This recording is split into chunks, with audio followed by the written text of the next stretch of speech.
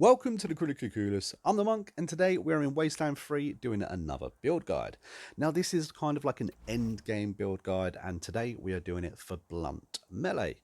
Now, Blunt Melee probably isn't the strongest melee build out there. It may even be the worst, but I think that this Blunt Melee build works really well. Now, I just done a Brawling build, so it's going to be fairly similar. I've taken Lethal Weapon as a background for the 10% melee boost, and coordination is going to be maxed. Obviously, we're going to need a lot of AP to get in as many hits as possible. Now, the good thing about best thing about Blunt is that we have a chance to stun, so that's really good. We have got high luck for the penetration and the lucky crit chance, and then we have got maximum strength basically for the extra health, and of course that big massive 35% boost to melee damage. We've got a little bit of speed just to be able to get down into the battlefield, and then we have got maximum intelligence. The maximum intelligence is obviously for the critical chance. I think that it's just definitely worth doing. I also quite like a little bit of charisma on this build.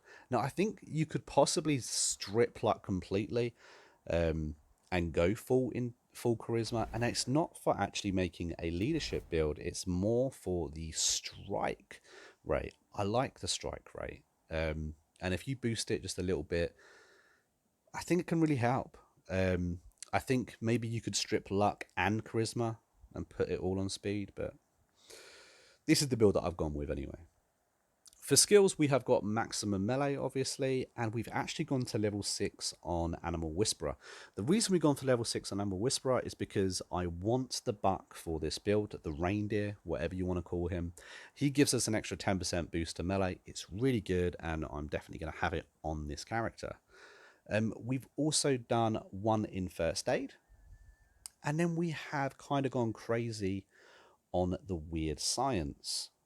Now, weird science is a really good one. It's something that I've started using on a lot of builds. Basically, at the end of the game, you get a lot of good guns. They're all plasma guns, or they've got cold damage, fire damage, whatever. It's all good, but the damage output is manipulated by weird science. So much so that if you was to max it, you'd actually get 30% extra damage bonus. We can't afford that, so we've got 27, which is pretty good. Not too bad. I think you can actually find some kind of trinket or skill book to up that if you had that. We have got the 3 in mechanics and the 6 in the survival. 3 in mechanics is obviously to get us a skill perk, and it also gives us a little bit extra damage as well, and the same for the survival. The quirk we've gone for, surprise, surprise, is Serial Killer. I cannot underestimate this quirk enough. There are other ones you could get. Circus Freak is one that I've used before in my melee builds, and it can definitely work in this one as well. I think 2 Pump Jump could also work really great as well, but unfortunately, the later into the game you get, the more rounds there seem to be. And so Serial Killer is just one that you can actually rely on. The thing is that I really feel like Serial Killer is actually the best quirk in the game, and therefore it really can't be overused enough. There's almost serial killer build for every single character. So anyway, we have gone for the plasma hammer, finally getting my words out. And as you can see, because of that weird science we boosted, it's gone absolutely crazy. It's given us absolutely mad damage. Plus, we've got the exoskeleton armor on, so that's also given us mad damage.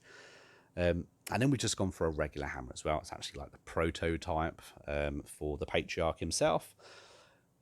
As you can see, there is a massive difference there. However, the plasma hammer is obviously boosted because we've got all of that weird science, and because we've got the exoskeleton suit. I'm not actually going to do this build with the exoskeleton, as I've just done one with an exoskeleton, and I know that there's only one of these suits in the game. However, extremely late game, again, you can actually get a second exoskeleton chest piece. So if you wanted to run with more than one melee build, it's definitely possible. I would actually be tempted to run with a complete melee setup, just for shits and giggles. I think it could be quite interesting. But this is our guy in power armor, which I would also recommend using.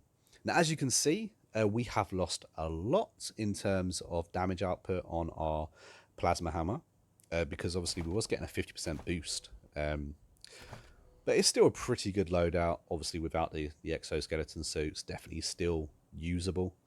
The first perk I would get, however, is healthy. Obviously, we want that extra health. The 35 extra health is pretty good on any and all melee builds. In fact, I'm pretty sure I put it on every single one of my builds I've ever done. It's a very good perk, why not? Stunning Blow is going to be one that we want. A focused blunt attack that stuns the target enemy. It has a minus 15% hit chance. Frozen enemies take an extra 100% damage. So it is a really good one to use. It, however, costs 5 AP, which is quite a chunk. The next one we want is Striking Distance. You get a 0.5 combat speed when you have 2 melee weapons. We are definitely sticking with 2 melee weapons. It's also why I didn't really put any more speed on than I did. Bloodsport, attack with a blunt weapon, critically hit, stunned, and blinds enemies. That's pretty good. Definitely worth having. It kind of doubles up with Stunning Blow, so obviously use Stunning Blow first. And then the last one is the only one left that actually matters to us. When using a blunt weapon, you gain 2 armor for every enemy adjacent to you, which basically means you can run into the battle, you know, take all the hits. You basically become a good old tank. It's all good. You're going to kill them anyway. But you get extra armor, so why wouldn't you take it? It's another passive ability, so it's not costing you any AP to use, and passive abilities are actually my favorite. If you have done what I said and gone for the Animal Whisperer, a very good perk to get would be the Spirit Animal. It boosts up the passive bonuses that they give you. Like I said, that particular moose, deer, reindeer, whatever you want to call him, Buck, he gives you melee boost, so this is going to buff up your overall character's attack anyway, which is really good. And then we're going to have First Response, which when an ally is down in battle, you gain 1 combat speed for 2 turns. It's all about getting around on that battlefield, making sure you can do what you need to do. No reason not to have it, really. Structural Awareness is a bonus damage output to robots and vehicles. Again, like I said, we already have a little bit of points into this. This boosts us up to 29%. Definitely worth having. Any extra damage in this game, if you can afford it, is worth having. Maybe save them till late game if you're not currently at late game to put these on. The same goes for Big Game Hunter. You get another 20% bonus against animals and mutants. Also, if you max this to 10, you get an achievement, reveal all the map. So that's also worth noting.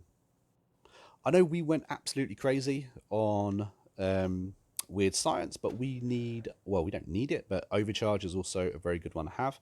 Overcharge, charge a weapon, empowering it to deal bonus energy, cold, and fire damage in its next attack. Of course, this is only useful if you have that special weapon.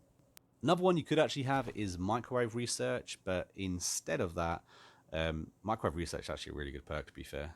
But instead of that, I'm going to put on Weathered for the extra critical resistance. Again, like I said, you're actually going to be up in the face of everyone anyway. So getting that extra resistance against crit hits is really good. And this is my build. This is for a blunt build, guys. If this video has been helpful for you, or if you like it, maybe think about hitting that like button and subscribing if you haven't. If you have any thoughts on this build, please let me know in the comments. I love hearing your guys' suggestions on things that you would do differently to what I've done. And there's always people out there that think of something extra amazing. So let me know in those comments what you thought of that I didn't. I've been a monk, and I'll see you soon.